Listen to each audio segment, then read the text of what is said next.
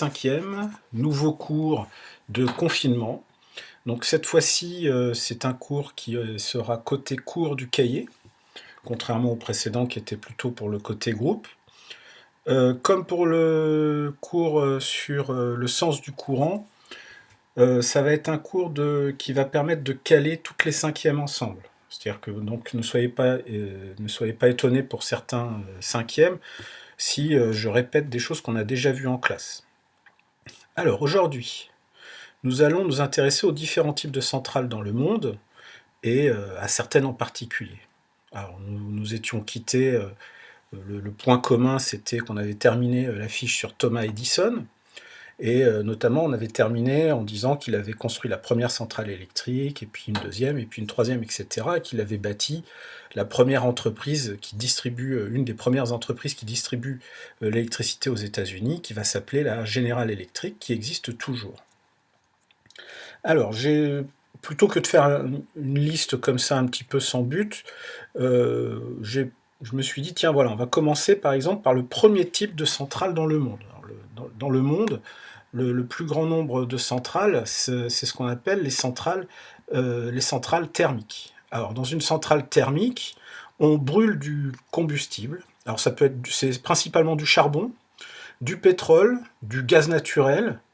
Tiens, je vais même le rajouter, gaz naturel, du bois ou même des déchets, hein, c'est-à-dire que par exemple l'incinérateur qui est près de Chartres, est équipé d'une mini-centrale thermique qui permet de récupérer la chaleur pour faire un petit peu d'électricité. Alors une centrale thermique, ici vous en avez une qui est représentée là, c'est une centrale assez récente qui a été fabriquée par des Français en Chine, c'est la centrale au charbon de Fuzhou. Alors il faut faire attention parce qu'on peut très facilement confondre, certains journalistes se sont déjà fait avoir cette année, une centrale thermique avec une centrale nucléaire à cause de ces grands aéroréfrigérateurs. Alors attention, les aéroréfrigérants ne sont pas forcément que pour les centrales nucléaires, ça peut être aussi pour les centrales thermiques. À quoi on voit que c'est une centrale thermique? C'est cette grande cheminée là qui montre qu'on est en train de brûler. Alors là ici c'est du charbon. Alors l'intérêt de ces centrales thermiques, bah, d'abord c'est que c'est pas cher. Voilà, c'est pas cher, et puis surtout c'est que ça peut vite se construire. Ça se construit très très vite. Cette grande centrale là de Fuzhou a été construite en moins de 2 ans. Voilà. Le point négatif, bah, évidemment, c'est que quand on brûle du charbon, on le verra l'année prochaine en chimie, hein, ça rejette du dioxyde de carbone, du CO2, et donc ça aggrave le réchauffement climatique. Ensuite, quand on brûle du charbon ou même du pétrole, on crée ce qu'on appelle des nanoparticules, c'est pas bon non plus pour la santé. Et puis aussi, il y a un phénomène de pluie acide, alors moins présent aujourd'hui qu'il y a 30 ou 40 ans, mais qui existe toujours. Tiens, ça n'a rien à faire là. Je corrige en même temps. Alors, nous, en France, on n'est pas trop habitués aux centrales thermiques. On en a quelques-unes qui sont utilisées pour pallier certains manques dans la production. Nous, le premier fournisseur d'électricité en France, ce sont les centrales nucléaires. Donc les centrales nucléaires, là ici j'ai choisi celle de Dampierre. Pourquoi? Parce que c'est une des plus proches de Senonches, hein, c'est celle qui est dans notre région, dans le Loiret. Et là, on voit qu'il y a 4 aéroréfrigérants, elle est au bord de la Loire, et on voit surtout ici les 1, 2, 3, 4 réacteurs nucléaires qui sont dans cette centrale. Donc dans les centrales nucléaires, on ne brûle pas de combustible, hein, on utilise la chaleur produite par l'uranium qui est radioactif, et c'est ça qui sert à produire de l'électricité. Alors quel est l'intérêt des centrales nucléaires? C'est d'abord l'incroyable puissance qu'on peut avoir, c'est-à-dire qu'avec un tout petit peu d'uranium, on peut avoir une puissance énorme. 1 kilo d'uranium donne autant d'énergie que 20 tonnes de charbon, quoi. C'est vraiment incroyable. Et puis aussi, le deuxième avantage, c'est qu'il n'y a pas de combustion, donc la seule chose qui est rejetée par les aéroréfrigérants, c'est que de la vapeur d'eau. Quelque part, ça ne fabrique que des nuages. Pour la pollution, c'est plutôt pas mal. Mais il y a un mais, un gros mais, et le mais en question, c'est la radioactivité. C'est-à-dire que ces centrales, l'uranium est radioactif, et l'exploitation de ces centrales crée des déchets aussi radioactifs qu'il va falloir gérer, enterrer. On ne sait pas retraiter la radioactivité, et donc il va falloir gérer des déchets sur plusieurs siècles, et ça c'est un gros problème. En tout cas, dans les deux cas, que ce soit les centrales thermiques ou nucléaires, eh ben, leur combustible n'est pas durable, c'est-à-dire qu'en fait, les réserves de charbon, de pétrole, de gaz naturel et même d'uranium ne sont pas infinies, et qu'à un moment donné ou à un autre, il n'y en aura plus. Et donc c'est pour ça que ce ne sont pas des centrales durables. Il va falloir trouver autre chose. Donc, alors, je vous propose une petite animation ici qui montre le fonctionnement d'une centrale nucléaire. Alors, le fonctionnement d'une centrale nucléaire, donc c'est une animation, là, quand vous cliquez dessus, alors je vais peut-être recharger la page, parce que c'est une animation qui vient progressivement. Donc, dans une centrale nucléaire, au lieu de brûler du charbon, du pétrole ou du bois, ou du gaz naturel, c'est dans le réacteur, ici, que l'uranium produit sa chaleur. Ici, on a ce qu'on appelle les barres de contrôle, qui permettent de désactiver ou réactiver l'uranium. Ici, le circuit primaire est très radioactif. Ce circuit primaire chauffe le circuit secondaire, avec une sorte de grosse cocotte minute, là, qu'on appelle le générateur de vapeur. Cette vapeur va entraîner une turbine. La turbine va faire tourner un alternateur, et c'est ça qui produit l'électricité qui va jusque chez vous. Ensuite, pour que tout ça, ça marche, il faut que cette vapeur soit refroidie. Et ça, c'est le rôle du circuit tertiaire qui va vers les aéroréfrigérants qui permettent justement de refroidir. Et c'est ça, cette vapeur d'eau qu'on voit s'échapper des centrales nucléaires. Donc la radioactivité est surtout confinée normalement dans le circuit primaire. En général, il y a quelques traces qui restent, mais c'est dérisoire dans le circuit secondaire. Dans le circuit tertiaire, il n'y a rien. Il vaut mieux parce qu'il n'y a pas que les aéroréfrigérants, une partie du circuit tertiaire va se refroidir dans un fleuve, souvent. Voilà. Alors, maintenant, les centrales qui utilisent des énergies renouvelables. Il y en a de plusieurs, c'est-à-dire des énergies, c'est-à-dire des sources d'énergie qui, elles, sont illimitées, que la nature va recréer en permanence. Donc, je choisis de commencer par les centrales hydroélectriques. On appelle ça souvent les barrages, parce que souvent, c'est la structure qu'on voit le mieux dans une centrale hydroélectrique. Il n'y a pas d'aéroréfrigérant, c'est cette grosse masse de béton qui sert à retenir l'eau. Alors, pour voir le principe de fonctionnement d'une centrale hydroélectrique, je vous propose d'aller sur le site PCCL. Attention, c'est au niveau 3e, c'est l'animation numéro 23. Alors, c'est pas parce que c'est sur PCCL en classe de 3e que c'est incompréhensible, hein, si on y va. Vous allez voir que c'est assez facile. La numéro 23, 15, 16, 17, 22, 23, c'est ici. Alors, cette animation commence par une version artisanale, hein, c'est-à-dire qu'un barrage, c'est quoi? On fait monter le niveau d'un cours d'eau pour que l'eau tombe d'une certaine hauteur. Plus la hauteur est haute, plus cette eau qui tombe va pouvoir faire tourner une turbine, et cette turbine va pouvoir faire tourner un générateur. Alors ici, c'est pas un alternateur, c'est une dynamo de vélo. Vous avez peut-être déjà vu ça, les dynamos de vélo, qu'on voit souvent sur les vieux vélos. Et ça produit de l'électricité. Donc dans sa version industrielle, on ne fait pas un barrage avec des petits cailloux, on fait un barrage avec du béton. Évidemment, plus l'eau est haute, plus il y a de la pression, donc c'est pour ça que les barrages sont de plus en plus épais. À la base, ils sont très très épais, ils sont même plantés dans la roche pour pas que ça bouge. Donc là, vous avez une petite animation interactive. Vous avez vu, à chaque fois que je promène ma souris sur les différentes parties, j'ai des noms qui s'inscrivent. Donc votre travail, ce sera de remettre tous ces noms ici, dans les trous. Voilà. C'est pas très compliqué, j'ai fait une capture d'écran et j'ai masqué les noms. Voilà. Donc le lac de retenue, l'eau du lac de retenue par une vanne va alimenter la turbine qui fait tourner l'alternateur. L'alternateur va vers le transformateur et ensuite vers les lignes à haute tension. Le corps en béton, c'est ce qu'on appelle le barrage. Alors vous avez un petit QCM, vous pouvez retourner à la version artisanale, je vous encourage à aller faire le petit QCM ici, essayer d'avoir tout bon. Donc je choisis de vous montrer deux barrages notables, hein, c'est-à-dire deux barrages qui sortent de l'ordinaire, hein, qui sont vraiment extraordinaires chacun à leur manière. Donc le premier, c'est un barrage qui est assez ancien, il a été fait en 1933, il est sur le fleuve Colorado près de Las Vegas. Il a été créé d'ailleurs pour alimenter la ville de Las Vegas en électricité. En 1933, c'était une prouesse technologique parce qu'on a fait monter le niveau du fleuve Colorado de 221 mètres. Voilà. Et pour ça, il a fallu que le barrage soit très épais, pour justement contenir toute cette masse d'eau. À sa base, il y a 200 mètres de béton. Alors, je vous encourage à aller sur la fiche Wikipédia du barrage Hoover, et vous verrez, vous pourrez voir certaines images, notamment de sa construction, notamment celle-ci, qui est vraiment impressionnante. C'est là où on voit tous les caissons où on coulait le béton.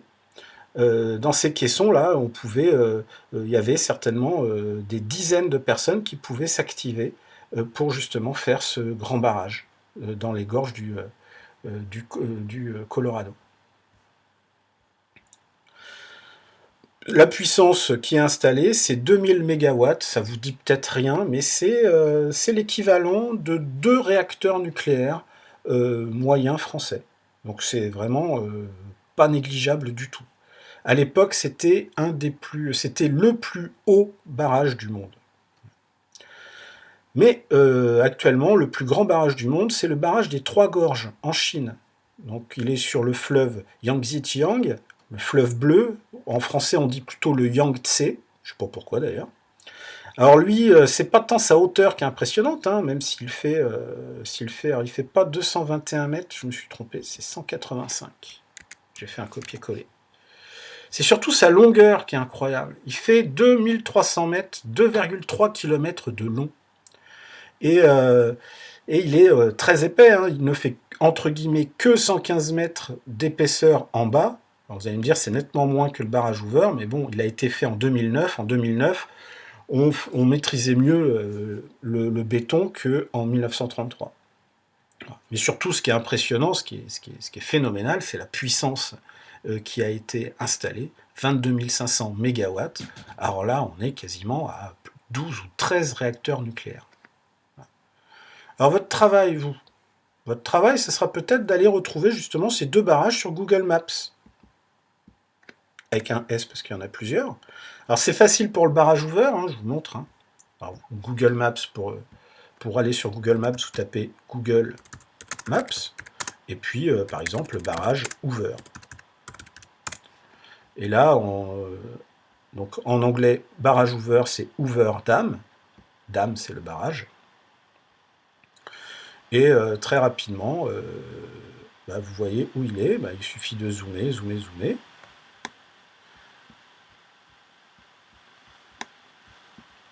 On voit que c'est pas très loin de Las Vegas, justement. On peut prendre... Alors, c'est pas exactement ça que je voulais montrer, c'était plutôt... c'est pas My Maps, c'est Google Maps, ce qui n'est pas exactement pareil, parce qu'on peut avoir justement la vision satellite. Voilà. Alors, vous pouvez vous amuser avec la vision satellite, hein, voir notamment le fleuve Colorado qui a été barré, le fait qu'il y a un énorme lac qui s'est créé, et puis vous pouvez vous amuser à aller voir justement Las Vegas, hein, qui est une très grande ville américaine connue pour ses casinos. Vous pouvez aussi vous amuser, il y a une fonctionnalité de Google Maps qui est plutôt sympa, c'est la fonctionnalité Google Street View, c'est-à-dire qu'on peut aller regarder des images comme si on y était. Pour ça, vous prenez le petit bonhomme là qui est en bas à droite, et vous le mettez partout où il y a soit un point bleu, alors là un point bleu c'est une photo qui a été prise, soit sur la route. Là sur la route ça veut dire qu'il y a une voiture Google qui est passée, et donc on peut se promener sur le barrage Hoover. Vous voyez là j'ai une petite flèche, et je peux avancer comme ça, et puis je peux justement voir le barrage Hoover. Alors un des problèmes du barrage Hoover, vous le voyez, c'est ici. On voit que le niveau du lac de retenue a vachement baissé, parce que là, depuis plus de 10 ans, le coin est en déficit d'eau. Il n'y a pas assez de pluie. On le voit, hein, c'est très sec. Donc on voit aussi qu'il y a beaucoup de personnes, beaucoup de touristes qui viennent. Hein, c'est un bâtiment, le barrage Hoover est un bâtiment emblématique, hein, des États-Unis. On peut regarder aussi peut-être d'un petit peu plus haut ici, pour avoir un petit peu plus de vue.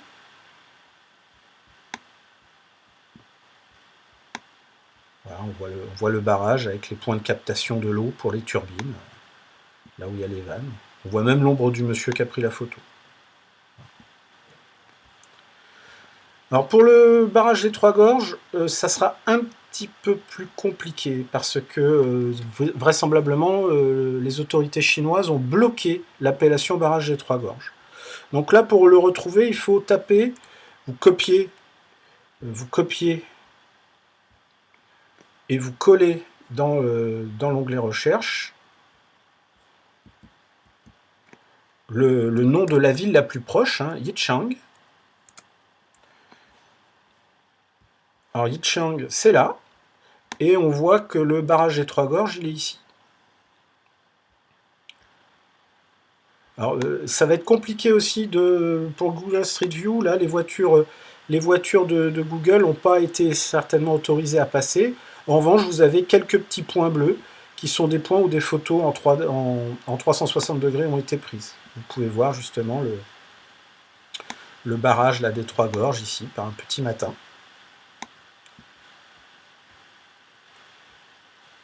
Alors, petit hasard de la géographie et de l'époque, hein, c'est que si on regarde la ville de Yichang, qui est proche du barrage des Trois Gorges, est pas très loin d'une ville que vous connaissez maintenant, sans doute. C'est la ville de Wuhan. Voilà, c'est la ville originaire, d'où est originaire le coronavirus. Hein. C'est un drôle de hasard. Voilà, ça permet de reboucler un petit peu tout ça, toute l'histoire. Voilà. Donc votre travail, c'est de remplir comment on peut faire. Donc vous mettez la date côté cours, soit vous imprimez en couleur de préférence ce document. Vous avez le droit hein, de recopier certaines choses, mais je crois que le mieux c'est d'imprimer, de le coller. Alors ne pliez pas les feuilles, hein. N'hésitez pas, si vous voulez pas perdre de place, à découper ici par exemple, ou découper là, et faire du découpage, histoire qu'il n'y ait pas ni pliure, ni page, côté de page blanche, quoi. Et puis surtout, amusez-vous avec Google Maps, hein, c'est aussi une façon ludique d'apprendre sa géographie. Retrouvez le barrage Hoover, retrouvez le barrage des Trois Gorges, allez chercher un barrage français, par exemple, vous pouvez parfaitement aller chercher, par exemple, le barrage de Bord-les-Orgues en France, qui est un joli petit barrage, alors moins grand et moins important que les autres, mais bon, celui-là, il est en France, en tout cas, voilà, dans le Massif central. Voilà, le cours est terminé.